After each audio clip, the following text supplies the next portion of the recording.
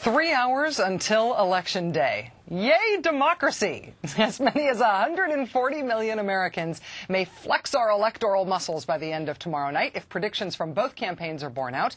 That would be almost 15% more people voting than in 2004.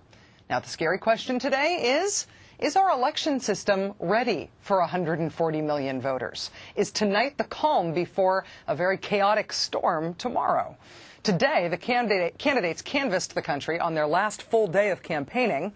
Well, scratch that. Today, the candidates actually canvassed the parts of the country that Bush won in 2004. It's almost entirely a red state game at this point.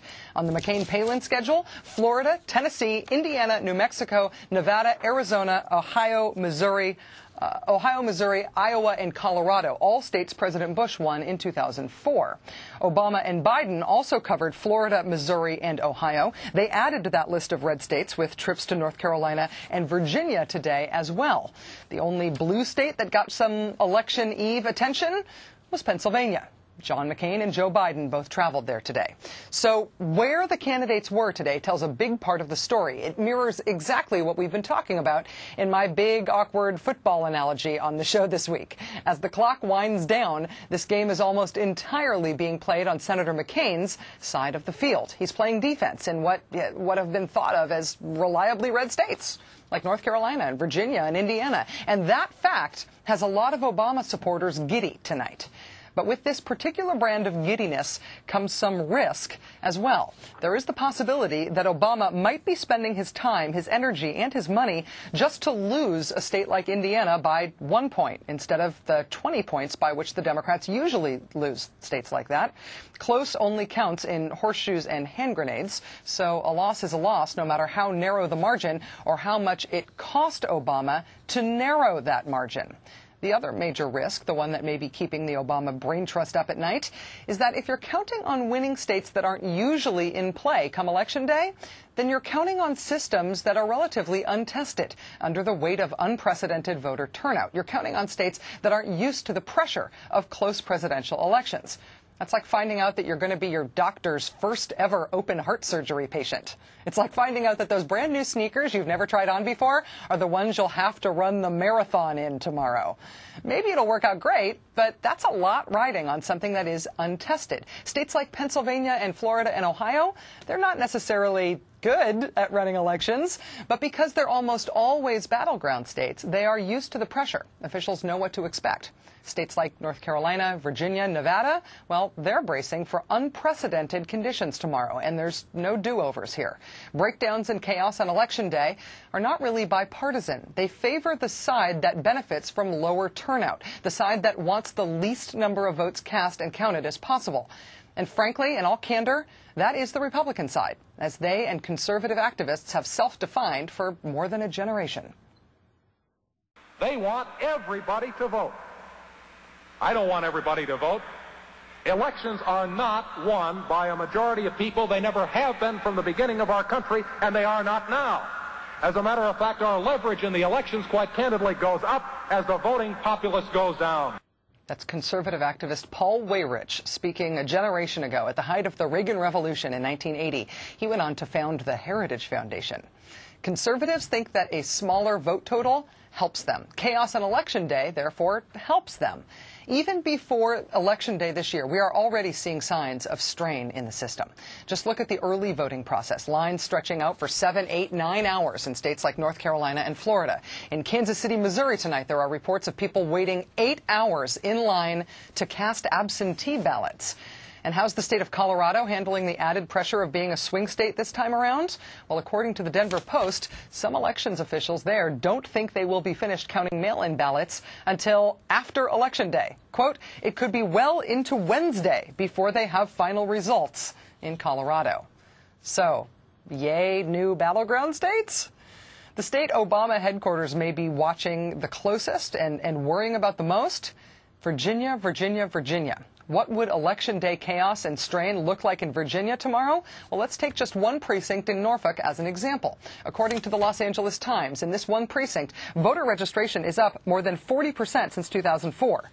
The problem is that the polling place there was only allocated one extra voting machine since 2004. That would mean each machine will likely be used by 350 voters. For comparison's sake, a state like Ohio, which is used to being a battleground, now mandates that each polling place have one machine for every 175 voters. So depending on the lines, that may mean you've effectively got twice the right to vote in Ohio that you've got in Virginia.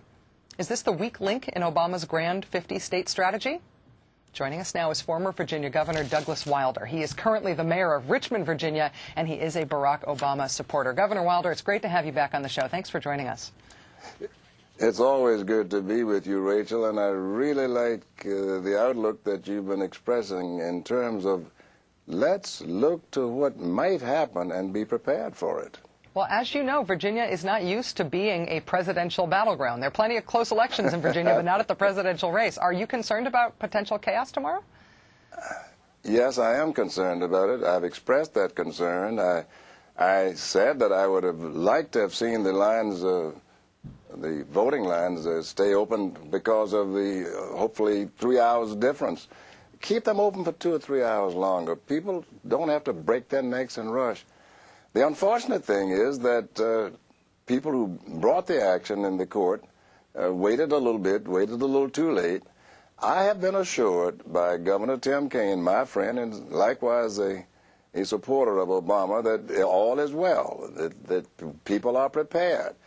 But as you so well point out, how can you be prepared for that which you don't know? We are going to have the greatest number of voters turning out in our state perhaps in our history. And I can tell you from watching some of the voting taking place in absentee lines on the first floor of the City Hall, good people, dedicated people, but they only had a few machines, as you pointed out. And there were people in absentee lines waiting for 4, 5, 6 hours.